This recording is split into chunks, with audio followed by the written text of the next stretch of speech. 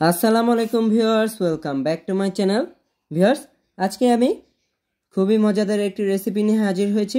Sorry viewers, এটা আমি না, আজকের রেসিপিটা আমার আম্মু করছে, কিন্তু আমি ভয়েস দিচ্ছি। এটা হলো ধনিয়া পাতার পাকোড়া। তো এই ধনিয়া পাতার পাকোড়াটা কিভাবে তৈরি করা যায়, লেটস সি। তার জন্য নিয়ে নিয়েছি ধনিয়া পাতা। ধনিয়া পাতার নিচের অংশটা আমি ফেলে দিয়েছি। আর এখানে প্রায় 10 টাকার আছে। 10 টাকার ধনিয়া পাতা দিয়ে আপনারা অনেকগুলো পাকোড়া তৈরি করতে পারেন কম খরচে। খুবই মজাদার একটি নাস্তা। তো এখন আমি একটি ব্যাটার তৈরি করে নেব বেসনের। তার জন্য একটি বলে নিয়ে নিচ্ছি হাফ কাপ বেসন ও তার একটু কম চালের গুঁড়া। অ্যাড করে নেব ভিউয়ার্স মিহি কুচি কাঁচামরিচ। এটা আপনারা চাইলে স্কিপও করতে পারেন, বিকজ ঝালটা আপনারা আপনাদের ইচ্ছে অনুযায়ী অ্যাড করবেন, বাট এটা দিলে একটি সুন্দর স্মেল আসে। এখন দিয়ে দেব হলুদ গুঁড়া, মরিচ গুঁড়া ও চাট মশলা। অ্যাড করে নেব স্বাদ অনুযায়ী লবণ।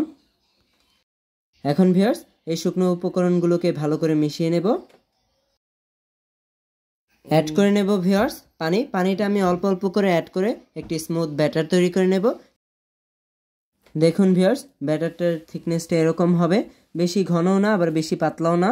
এখন পাকোড়াগুলো ভাজতে চলে যাব। ভিউয়ার্স, চুলায় একটি প্যান বসিয়ে তেল গরম করে নিয়েছি। আর ভিউয়ার্স, ধনিয়া পাতাটাকে অ্যাট ফার্স্ট আমি ব্যাটারে এভাবে চুবিয়ে দেন তেলে দিয়ে দেব।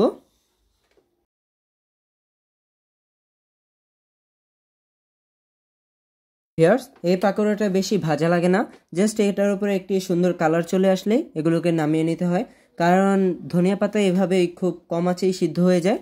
পাকোড়াগুলো ভাজা হয়ে গেছে, তাই আমি এগুলোকে নামিয়ে নিচ্ছি। আর এভাবে আমি বাকি পাকোড়াগুলো ভেজে নেব। সো ভিউয়ার্স, তৈরি হয়ে গেল আমাদের এই মজাদার অ্যান্ড কুরমুরে পাকোড়ার রেসিপিটা।